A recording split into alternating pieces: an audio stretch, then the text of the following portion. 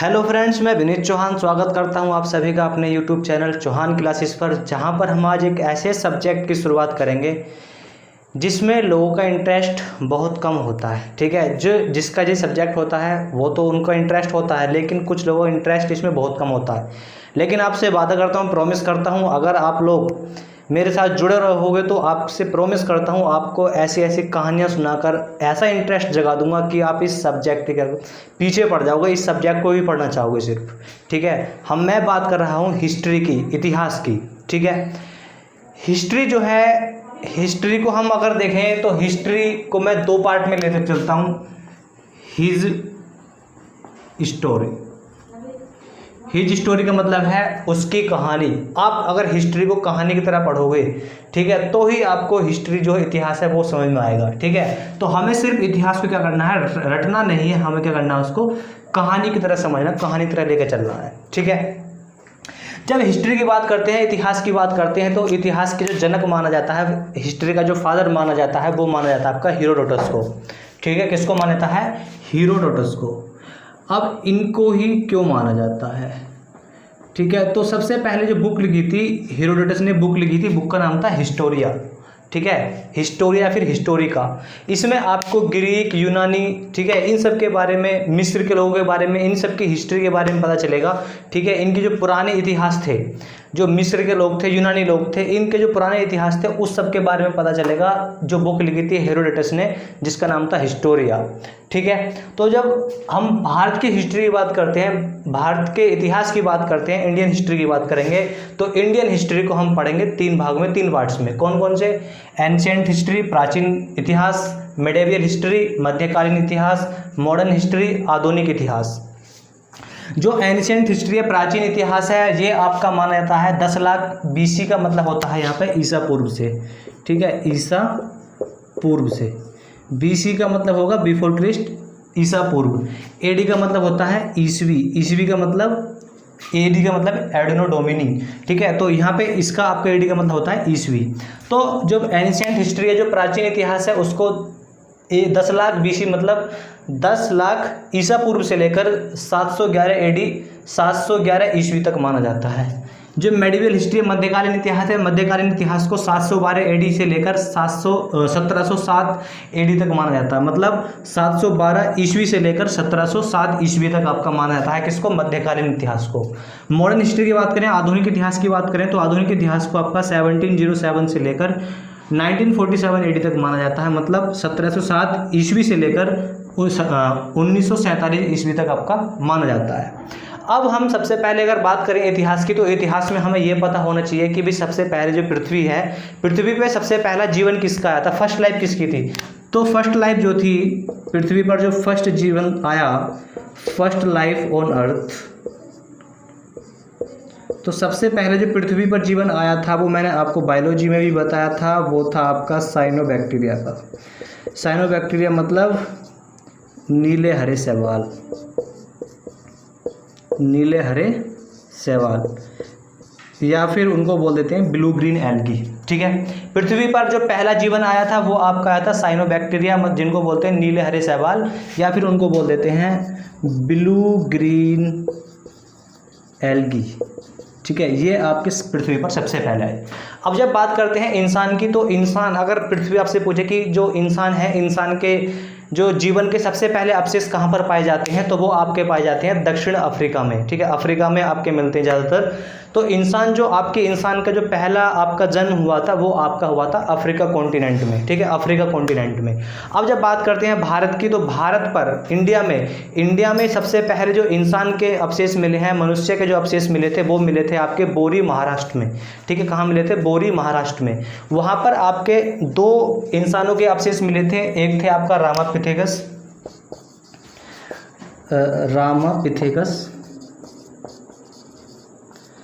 और एक थे आपके शिवापिथेकस।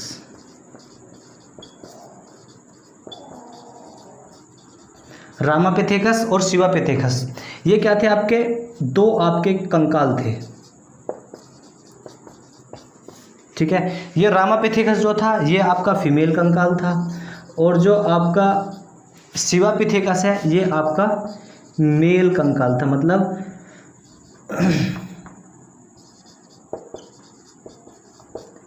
ये पुरुष का कंकाल था शिवापिथेकस, रामापिथेकस आपका नारी कंकाल था।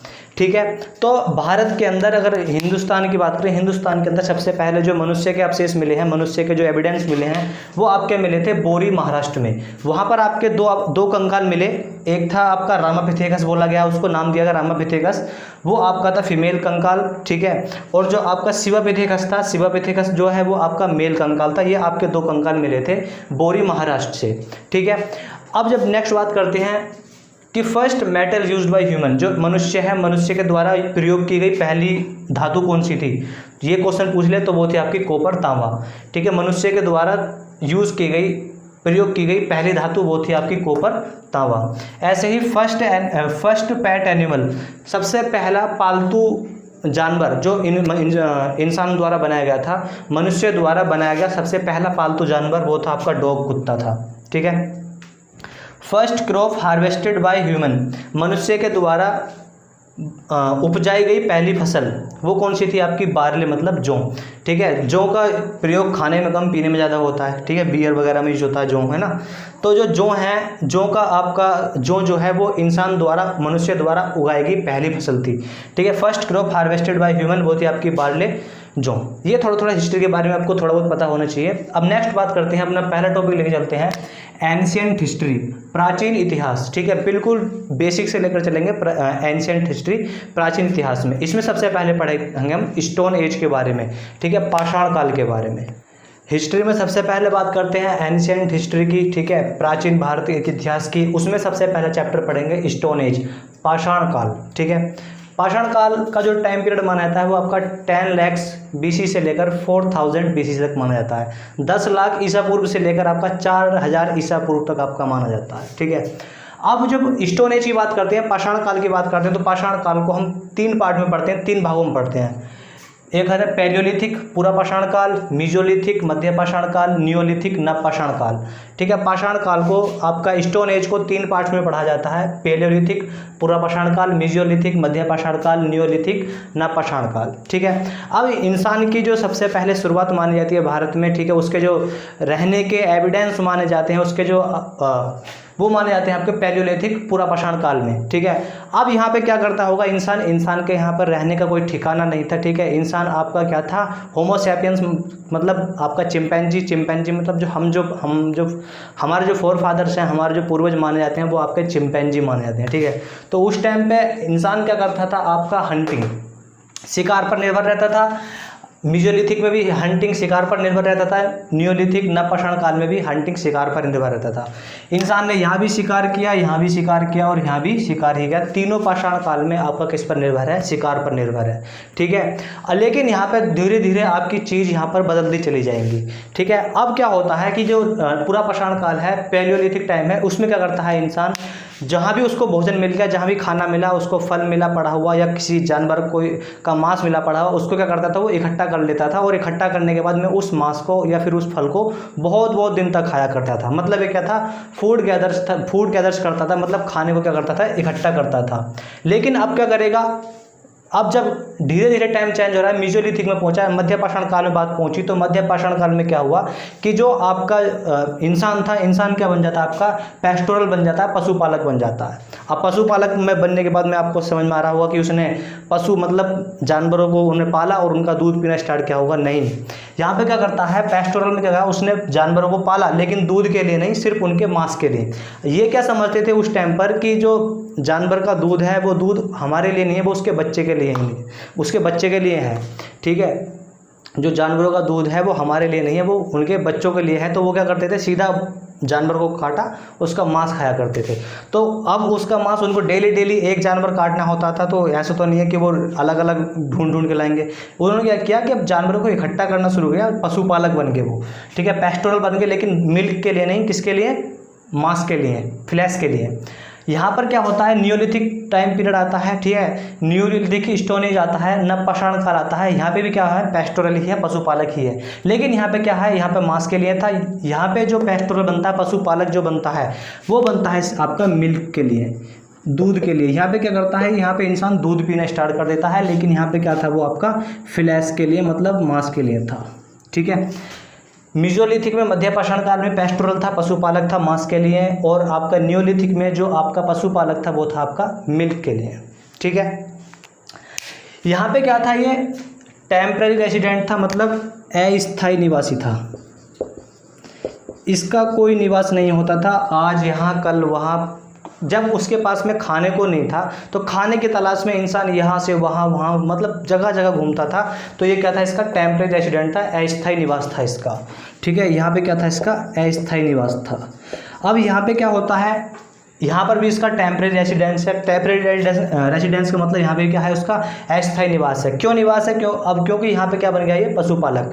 अब इसके पास में गाय, भैंसें, बकरियाँ, ठीक है, इस टाइप के पशु होते होंगे, तो उनके चारे के लिए ऐसा तो नहीं है कि उनका चारा एक ही जगह पे मिल जाएगा। ठीक है, तो उनके चारे के लिए उसको अलग अलग जगह पर जाना पड़ता होगा।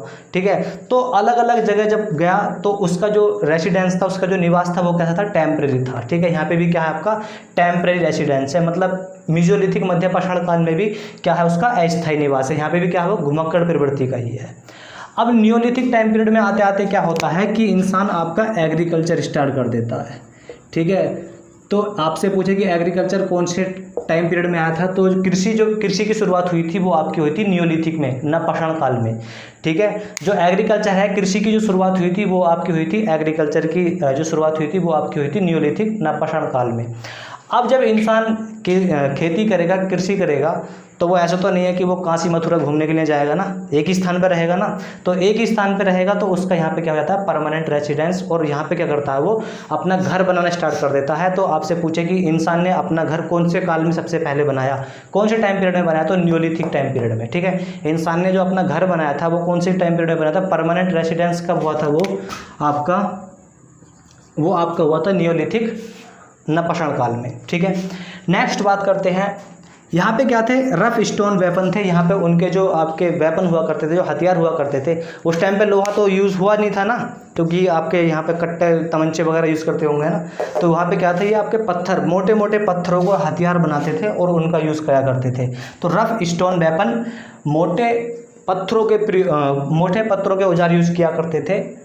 किसमें, पैलियोलिथिक, पुरापाषाण काल में जो औजार हुआ करते थे उनके रफ, भद्दे हुआ करते थे और मोटे हुआ करते थे। ठीक है, मीजोलिथिक में, मध्यपाषाण काल में आते आते उनके जो औजार थे वो आपके क्या होते हैं, शार्प हो जाते हैं, नुकीले बन जाते हैं। और साथ में यहाँ पर उन्होंने एक चीज़ का और निर्माण कर लिया था, वो था वुड वेपन। वुड वेपन मतलब लकड़ी के बने हुए धनुष।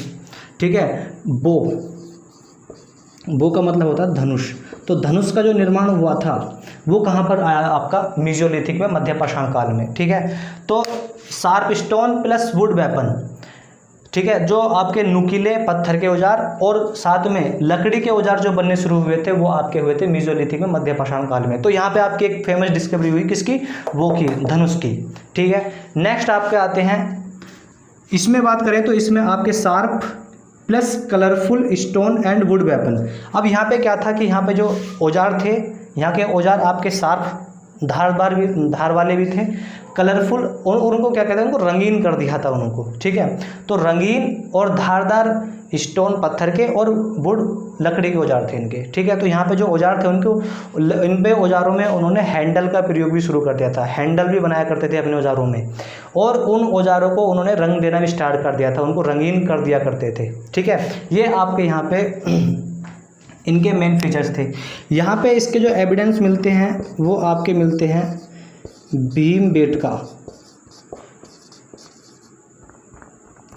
इसके जो एविडेंस मिलते हैं पैलियोलिथिक, पुरापाषाण काल के जो एविडेंस मिलते हैं वो मिलते हैं भीमबेटका, मध्य प्रदेश में। ठीक है, भीमबेटका, मध्य प्रदेश में। अब यहाँ पे क्या है, आपकी एक पेंटिंग है, यहाँ पे क्या एविडेंस मिला है, आपका पेंटिंग। भीमबेटका मध्य प्रदेश में पड़ता है। मध्य प्रदेश में आपके, मध्य प्रदेश की कैपिटल है भोपाल। भोपाल से लगभग आपका 20-30 किलोमीटर दूर आपकी एक भीमबेटका जगह, पहाड़ी पड़ती है। वहाँ पर आपको एक पेंटिंग मिलेगी। ठीक है, जहाँ पर आपके लोगों के हाथ के, जो आपका हैंड होता है, हैंड के आपको चित्र मिलेंगे, पेंटिंग मिलेगी। साथ में एक वहाँ पर है पेंटिंग मिलेगी आपको, एक हाथी है और हाथी के चारों तरफ से बहुत सारे इंसान उसको घेरे खड़े हुए हैं। और वो इंसान उस हाथी को पत्थर से, मोटे मोटे पत्थरों से उसको मार रहे हैं। ठीक है, तो उसका मतलब ये है कि जो ये हंटिंग किया करते थे, मतलब शिकार जो किया करते थे, ग्रुप बनाकर किया करते थे, ग्रुप हंटिंग होती होगी। ठीक है, पैलियोलिथिक पुरापाषाण काल में ग्रुप हंटिंग होती होगी, मतलब ये लोग बहुत सारे अपना ग्रुप बनाते होंगे, तब शिकार किया करते होंगे। तो एक हाथी है और हाथी को ये बहुत सारे लोग मार रहे हैं, उसकी पेंटिंग मिलती है भीमबेटका मध्य प्रदेश में।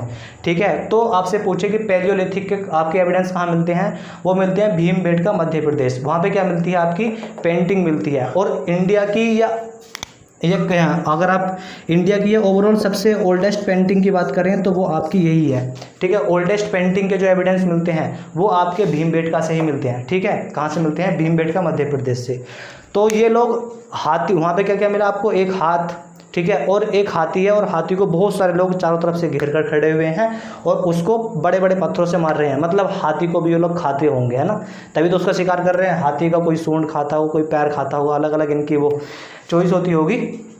ठीक है, तो भीमबेटका में जो आपकी पेंटिंग थी उसमें ये मिला है। नेक्स्ट बात करें स्टोन एज की। स्टोन एज में होता क्या है कि एक बार इंसान अपना पत्थर उठाता है और उसका पत्थर फेंकने, वो उस पत्थर को फेंकता है, जब थ्रो करता है तो वो पत्थर किसी दूसरे पत्थर पर जाके लग जाता है। अब जब आप पत्थर से पत्थर मारते हो तो उसमें क्या लगती है, आग सी निकलती है। तो होता क्या है कि वहाँ पर कुछ सूखे पत्ते पड़े हुए होते होंगे, तो उन पत्थर से आपकी आग लग जाती है। लेकिन होता क्या है कि ये जो आपका मीजोलिथिक मध्य पाषाण काल का जो इंसान था उस आग से डर जाता है। ठीक है, उस आग को कोई मायावी राक्षस समझकर उस वहाँ से भाग जाता है। तो वहाँ पे जो आपकी फायर की जो डिस्कवरी मानी जाती है, ठीक है, जो आपकी आग की खोज मानी जाती है वो मानी जाती है आपकी मीजोलिथिक मध्य पाषाण काल में। ठीक है, फायर की डिस्कवरी होती है मध्य पाषाण काल में, लेकिन जो आपका यूज़ होना शुरू होता है, ठीक है, जो आग का जो यूज़ होना शुरू होता है, मतलब आग का जो प्रयोग होता है वो आपका होता है नियोलिथिक, मतलब नवपाषाण काल में। ठीक है, यहाँ पे क्या हुआ, इंसान ने पत्थर पकड़ा, पत्थर को जब फेंका तो पत्थर दूसरे पत्थर से लगा, सूखे पत्ते होने की वजह से पत्थर पत्थर चकराए तो वहाँ पे चिंगारी उठी होगी, उससे आग लगी। तो इंसान क्या हुआ, उससे डर गया और उससे वहाँ से भाग गया। अब हुआ क्या, जब इंसान उस जली हुई जगह पर वापस आया तो कुछ वहाँ पर जानवर भी जले होंगे। अब उसने क्या करा, जो जले हुए जानवर थे, ठीक है, तो जले हुए जानवरों का उसने मांस खाया और उसको जो भुना हुआ मांस था वो उसको थोड़ा अच्छा टेस्टी लगा। ठीक है, तो अब जाके नियोलिथिक में क्या किया उसने, अब जो मांस खा रहा था वो उसको भूनकर खाना शुरू कर दिया उसने। ठीक है, तो जो फायर डिस्कवरी थी वो आपकी हुई थी मीजोलिथिक में, और उसका जो यूज़ हुआ था वो आपका हुआ था नियोलिथिक में। ठीक है, यहाँ पर नियोलिथिक में और किसका आपका एग्रीकल्चर का डिस्कवरी हुई थी। एग्रीकल्चर में सबसे पहले इसके जो एविडेंस मिलते हैं एग्रीकल्चर के, वो मिलते हैं आपके, एक तो मिलता है आपका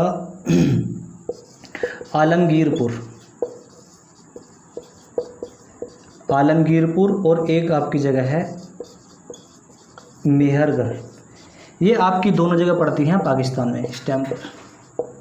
ठीक है, आलमगीरपुर और मेहरगढ़ ये आपकी दोनों जगह पड़ती हैं आपके पाकिस्तान में। ठीक है, तो आपसे पूछे कि नियोलिथिक या फिर एग्रीकल्चर के सबसे पहले जो एविडेंस मिले थे वो कहाँ से मिले थे, वो मिले थे आलमगीरपुर और मेहरगढ़ से। वो कहाँ पड़ते हैं इस टाइम पर आपके पाकिस्तान में। अब जब मीजोलिथिक की बात करें, मध्य पाषाण काल की बात करें, तो इसके जो एविडेंस मिलते हैं वो मिलते हैं आपके आदमगढ़ पड़ता है आपका मध्य प्रदेश में। तो मीजोलिथिक मध्य पाषाण काल के जो एविडेंस मिलते हैं वो आपके मिलते हैं, मीजोलिथिक मध्य पाषाण काल के जो एविडेंस मिलते हैं वो आदमगढ़ मध्य प्रदेश में मिलते हैं। ठीक है, तो इतना आपका पढ़ना है स्टोन एज में। स्टोन एज में इससे आपका कुछ और ज़्यादा नहीं आएगा। ठीक है, इतना ही आपको याद रखना है स्टोन एज के बारे में।